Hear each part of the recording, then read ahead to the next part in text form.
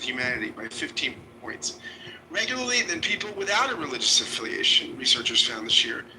The latter is particularly important. Positive relationships are the single most important predictor of well-being, according to the longest-running study on human happiness in the world. So there you go, just some facts. Of course, those are general trends, so they don't ring true for everybody. But in general, if you want to cope better in this life and live longer, go to church or synagogue.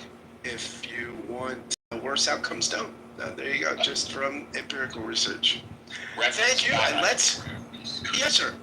Yes, sir. I'd like to comment on that, and then I see that Rohan is new on stage. So, I absolutely believe, as I've said many times, that religion has much more positive effects than the negative effects. And I point to something that you just read about community and relationships.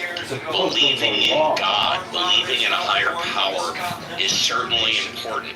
But being part of community, having a support system around you, I think that is the best part of religion. And I'll land it here. Reverend Scott, you mentioned the 3 B's in religion. There is something also known as the 3 B's in the law. Begin, be brief, and be seated. I love it. And those three things, it's, I mean, belonging you're hitting on, right? But it seems, because Rohan says in the comments, which I think is a pretty good response, that you could just go to a knitting club or chess club or something. The thing about, we'd have to game out, which I would love to see the empirical research on this stuff, that would give you the belonging, but the belief in the behavior stuff, it seems to be the 3 B's together that somehow help constitute religion's salutary effect. But maybe other things would do the same thing. So, and now that I've mentioned you, Rohan, I will go to you. Would you like a fresh fry? Not really. Hey, everybody. I was just going to say, like, what you just commented on, to me, what you read spoke to the power of human beings. And if you spend more time with human beings, like amazing human beings, you do better. So it didn't seem to me that what you read spoke to actual religious belief. It just spoke to community. And is my take that you can get that community in a whole host of ways, like you mentioned, like car clubs, knitting clubs, go to singing clubs, like whatever. Just spend more time with people, and you tend to do better. So that's all I wanted to say. I mean, I think and we don't really have enough data here.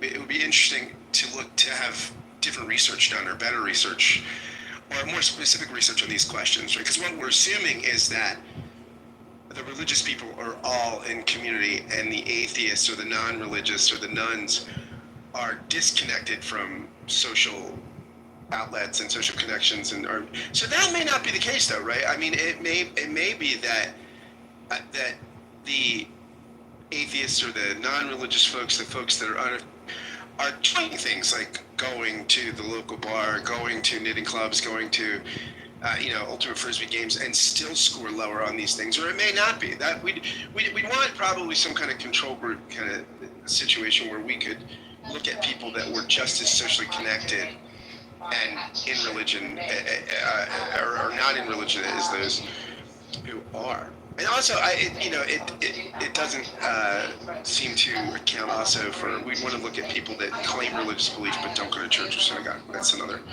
control group. So there you go. And I want to go to Nirvana. Nirvana, would you like a fresh 504? Yes, you did.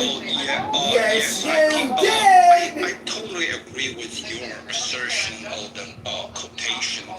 And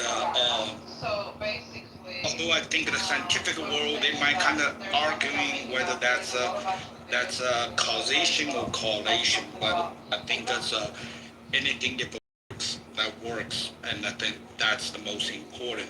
What I want to kind of the switch of topic, maybe you guys already discussed, is trying to ask your opinion or interpretation for the Supreme Court legal opinion or decision, we should say, that last Friday that was, for the birthright, and seemed to me still quite confusing.